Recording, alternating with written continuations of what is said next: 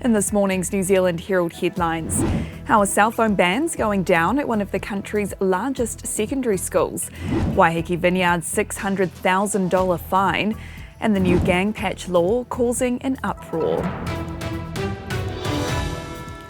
Atamarie, I'm Sherry Kinnear. It's Monday, the 16th of September. An Auckland school says banning cell phones has brought positive challenges, including a rugby ball going through a window for the first time in years. Mount Albert Grammar banned cell phones during school hours at the start of last year. The government required all schools to ban cell phone use during school time this term too. Headmaster Patrick Drum says break times are noisy, active and filled with sports games again, and he's amazed at how well students have taken the ban.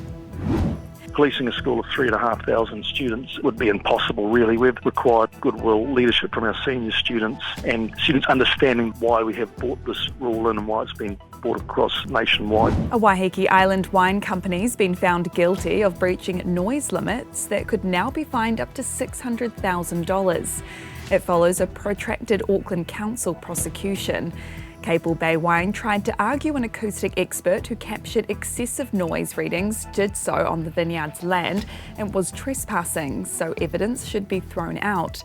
But a judge dismissed the argument and upheld the charge and ruled the offence was serious in terms of effects on neighbours and the environment. A 2-year freeze has begun on opening new off-licences in the city centre in 23 suburbs with the highest alcohol-related harm.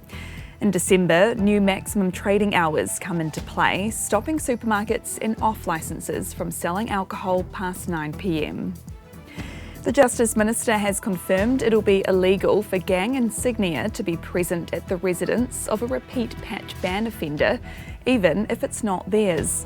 This goes against his ministry's advice, which warned the penalty restricts families with gang connections associating with each other and risks creating guilt by association.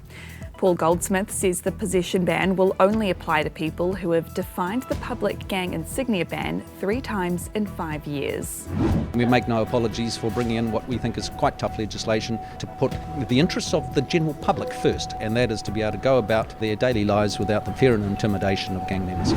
The bill's expected to pass its 3rd reading in Parliament this week. And in world news, at least 8 migrants have died off the coast of France while attempting to cross the English Channel. 51 survivors of the disaster were rescued. 6 were taken to hospital, including a 10-month-old baby suffering from hypothermia. It comes as new data reveals 801 people arrived on the UK's shores yesterday in 14 boats. It's the 2nd highest number of arrivals this year. And those are the latest New Zealand Herald headlines. For more news worth knowing, head to nzherald.co.nz. Kia pai te rā. Thanks for watching this New Zealand Herald Focus video. To stay up to date, click the subscribe button below or check out some of our other videos here and head over to nzherald.co.nz for more news worth knowing.